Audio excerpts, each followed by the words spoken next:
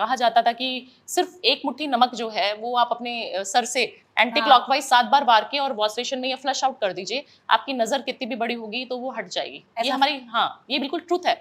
आप करिए, आपको फील होगा कि हाँ मैं ये कर रही हूँ और मुझे नजर लगी हुई थी। आपकी नजर में क्या होता है, नजर में आईज जो है आपकी बहुत भारी हो जाएंगी, सर में आपको दर्द शुरू हो जाएगा, हैवी फील हो जाएगा। और जिन लोगों के काम पे नजर है उनको क्या फील होगा कि उनका काम बनते बनते बिगड़ना शुरू हो जाएगा। 90% काम हो गया, डील है, कुछ हो गया, सब कुछ पेपर वर्क डन है, बट 90% काम होने के बाद स्टक हो जाएगा। बिल्कुल, ऐसा मैंने बहुत बार तो ये काम बांधना भी बोलते हैं और नजर दोष बोलते हैं, ये टोना टोटका हम अगर अपनी देसी लैंग्वेज में बोले तो टोटके में काफी सारे लोग हैं जो आपको बैड एनर्जीज देते हैं, और ये बिल्कुल सच्चाई है। अगर पॉजिटिविटी है तो नेगेटिविटी तो है ही। और नजर का जो है बहुत सारी रेमेडीज है जो घरेलू नुस्खे, मैंने आपको जैसे नमक से बताया है ना, आप देखेंगे कि जो साबुत लाल मिर्ची होती है उससे भी आप नजर उतार सकते हैं। लाल मिर्ची? 7 लाल मिर्ची लेनी, 7 आपने खड़ा नमक लेना है, जो सेंधा नमक का जो डली रॉक सॉल्ट होती है, डली वाला, वो ले लीजिए। और एंटी क्लॉकवाइज 7 बार वारिए। जिस भी बच्चे के ऊपर नजर है, किसी जिसको लग रहा है कि नजर है, एंटी क्लॉकवाइज वारना है और फेंक देना है जी, या फिर आप जला दीजिए उसको, तो आपको पता लगेगी। अगर जलने के बाद वो धसक आती है तो दैट मीन्स आपको जो है नजर थी। तो ये सारी चीजें हैं जो आपको फील कराएंगी कि आपके पास नजर है। और एक और नुस्खा बता देती हूँ, अगर चाहिए कि आपको पता है कि आपको नजर जल्दी लग जाती है, या मैं जानती हूँ मुझे नजर लगती है ना, कहीं शूट पे जा रहे हैं, कहीं पे भी जा रहे हो, आप जा रहे हो, तो हमारी लाइन में क्या है, आप एक काली मिर्ची अपने पर्स में, अपने वॉलेट में, अपने हाथ में, कहीं पे भी जहां आपको कंफर्टेबल, एक काली मिर्च छोटी सी होती है, उसको कैरी करके आपको जाना है और वो ले जाइए। और जब आ रहे हैं घर पे वापस तो उसको फेंकना मत भूलना। अच्छा, उसको फेंकना है, उसको चौराहे पे फेंक दीजिए, घर के बाहर से पीछे, बस मुड़ना नहीं है पीछे। आपने काली मिर्ची ली, जब आप जा रहे हो घर से बाहर किसी काम के लिए, अच्छे काम के लिए, इंटरव्यूज के लिए जा रहे हो, कुछ लग रहा है कि नजर लग सकती है ना, लेके जाना है, काम हो गया, आ गए घर पे वापस, उसको उठाया, फेंक दिया, पर पीछे मुड़ के नहीं देखना, ये शर्त होती है, क्योंकि शायद वो वापस आ सकती है। तो ये सब चीज टोने टोटके जो हमारी दादी नानी हमें पहले से बताती थी, और हम बिलीव मॉडर्न आजकल सब हो गए हैं इस सदी में, तो मुझे लगता है कि वो बैक टू लाइफ लोग आ रहे हैं। बीइंग यंग हम लोग अभी स्पिरिचुअली कनेक्टेड हो रहे हैं, स्टार्टिंग हो चुकी है अच्छे युग की। और मोदी जी जब से आए हैं तो बहुत ज्यादा हिंदुत्व को बढ़ावा मिला है, सनातन धर्म को। और मुझे लगता है कि छोटे बच्चे को भी आप जो सिखाएंगे वो सीखेगा। आजकल जो मैं अपनी, मेरी डॉटर है छोटी, तो मैं उसको जो सिखाती हूँ तो वो भी शायद अभी हनुमान चालीसा वो बिना पढ़े अभी बोलना शुरू कर दिया है उसने।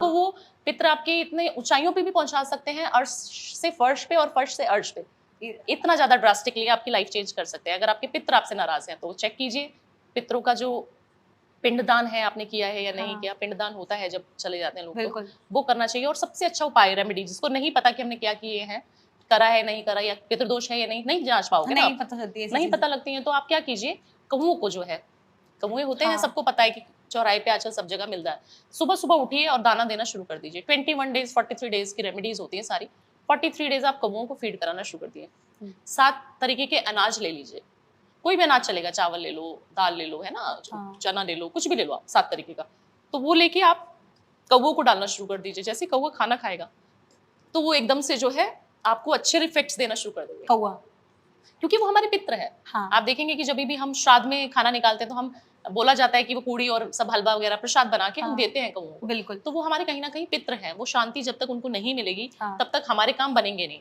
बिल्कुल, चाहे आपके ग्रह अच्छे हैं, चाहे आपने वास्तु भी करा लिया, बोले कि मैडम वास्तु भी कर दिया कुंडली भी देख ली, वो अच्छी से सब कुछ हो गया, बट हमारे काम फिर भी अटक रहे हैं, तो कहीं ना कहीं आपको वास्तु दोष की जगह जो है पितृ दोष लगा हुआ है। पितरों को शांत करना बहुत जरूरी है। और ये रेमेडी आप कभी भी करिए, आप तो किसी इंसान को, जानवर को फीड कराते हैं, आपको सुकून मिलता है। और कितने पैसे का वो रेमेडी है, छोटी छोटी रेमेडी है ना, ये तो आप वैसे आते जाते भी कर दोगे तो आपका भला होना है। किसी जीव को आप भूखे जीव को खाना ही खिला रहे हैं, तो ये रेमेडी है जो पितरों को शांत करती है। पैसा, शनिदेव आपको इतना पैसा देके जाएंगे, इतना पैसा शनिदेव देते हैं, खुश हो जाए तो भंडार भर देते हैं शनिदेव।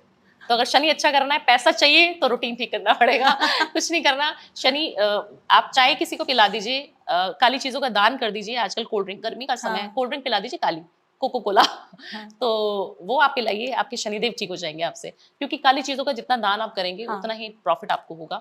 पैसे की जो आप बोल रहे थे कि फ्लो, जो फ्लो, जो हम स्टॉक तो हमने ले लिया, बट हमारा कहीं ना कहीं उसमें फ्लो नहीं आ रहा, उस चीज में हम स्टक हो गए, मनी हमारी स्टक हो गई है ना, उनका कहीं ना कहीं शनि खराब है। और उन्हीं लोगों को जो है आपको देखना पड़ेगा कि हमारा कहीं ना कहीं हमने कोई दान पुण्य का काम कम तो नहीं किया। अच्छा, एक और बात है, जब शनि खराब होता है तो शनि जिनका भी खराब होगा वो लोग अपने मेड से, हाउस होल्ड से, जितने भी लोग उनके घर में हाउस कीपिंग स्टाफ हो गया, अपने लेबर्स हो गए, उन लोगों से वो बात नहीं करेंगे अच्छे से। अच्छा, चिढ़ के बात करेंगे, तूने ये नहीं करा, तूने वो नहीं करा, इस तरीके से उनका लैंग्वेज होगा।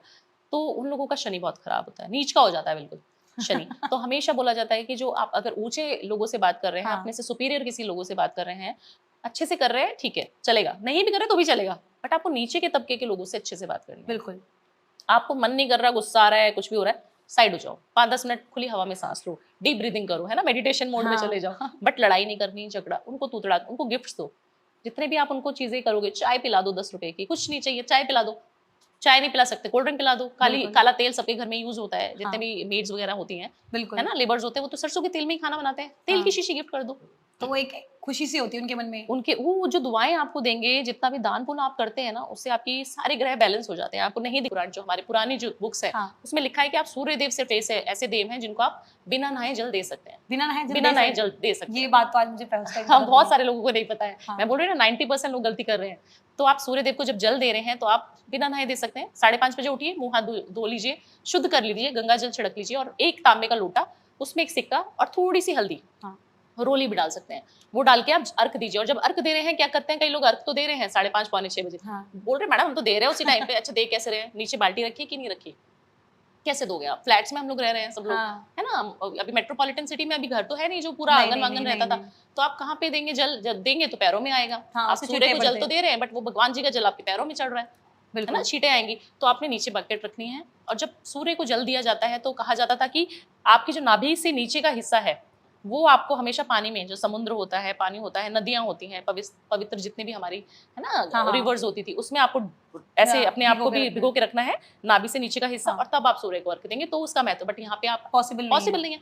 तो आप क्या कीजिए, एक बाल्टी, बकेट आप अपने सामने रखिए, उस बाल्टी में ही आपको तांबे के लोटे में ही जल देना है, और 5:45 बजे देना है। बस वो पैरों में नहीं आना, उस जो वाटर बच गया है उसको किसी भी प्लांट में, तुलसी माता को छोड़ के, सिर्फ तुलसी जी के ऊपर आप सूर्यदेव वाला जो जल है वो नहीं चढ़ाएंगे, बाकी किसी भी प्लांट में आप चढ़ा सकते हैं। तो ये छोटी सी रेमेडी है, सूर्य उसका हो जाएगा। अच्छा, चंद्रमा के लिए क्या करें? चंद्रमा के लिए चांदी के, आप पहले देखते थे पात्र यूज होते थे, चांदी के ग्लास हमारी दादी नानी दिया करती थी, है ना, बच्चों की जब होता था कुछ जन्म होता था, छठी होता था, कुछ भी होता था ऐसा, तो दादी या नानी में से कोई भी आप कुछ चांदी का ग्लास, बच्चे को कटोरी दी जाती थी। तो आजकल के लोग बहुत मॉडर्न है, वो तो कांच में बिलीव करते हैं जी, है ना, तो वो तो यूज करेंगे नहीं चांदी का। बट चांदी जो है आपको शांत रखती है, आपके चित्त को, मन को, और आपके चंद्रमा को बैलेंस कर देती है। चांदी का गिलास ले लीजिए, जिनको पता है हमारा चंद्रमा खराब है, चांदी के गिलास में पानी पीना शुरू कर दीजिए, चंद्रमा अच्छा हो जाएगा। चांदी की आप कुछ भी चीज, रिंग धारण कर सकते हैं, गले में चांदी के, आपने देखा होगा आजकल बहुत जो कॉलेज गोइंग बॉयज हैं आजकल, बड़े वो फैशनेबल बन के वो पूरा चांदी के चेन वेन पहन के घूमते हैं, तो वो आप यूज कीजिए। वो आपको पर क्या करना है, उसको अभिमंत्रित करना है। अभिमंत्रित कैसे होता है? अभिमंत्रित क्या होता है कि आप चीजों को एनर्जाइज कर रहे हो, जैसे अभी हम पानी पी रहे हैं, हम इसको एनर्जीज डाल सकते हैं इस पानी में भी। तो मंगल खराब है, मंगल खराब है, बहनों की नहीं कई बारी बनती है, आपने देखा होगा, चिढ़ती है लड़ाई। बुध खराब है फिर आपका, उसमें उसकी रेमेडी क्या है, आप अपनी बहन को कोई भी ग्रीन कलर की चीज गिफ्ट कर दीजिए, सूट, साड़ी, ड्रेस जो वो पहनती है, आप उनको गिफ्ट करके देखिए, और इस भाव से कीजिए कि मेरा बुध ठीक हो जाए, फिर आपके रिलेशन आपकी सिस्टर से अच्छे हो जाएंगे। और आपका बुध, जो हमारे बिजनेस का कारक होता है, वो बुध होता है बिजनेस के लिए। जितने बिजनेसमैन हैं, अंबानीज हैं, जितने टाटा अंबानीज हैं, जितने भी लोग हैं, जितने भी बिजनेसमैन हैं, रिलायंस हो गए, कोई भी, आप किसी को भी देख लीजिए, है ना, तो वो सारे बिजनेस से रिलेटेड हैं, उनका बुध बहुत कहीं ना कहीं स्ट्रॉन्ग है।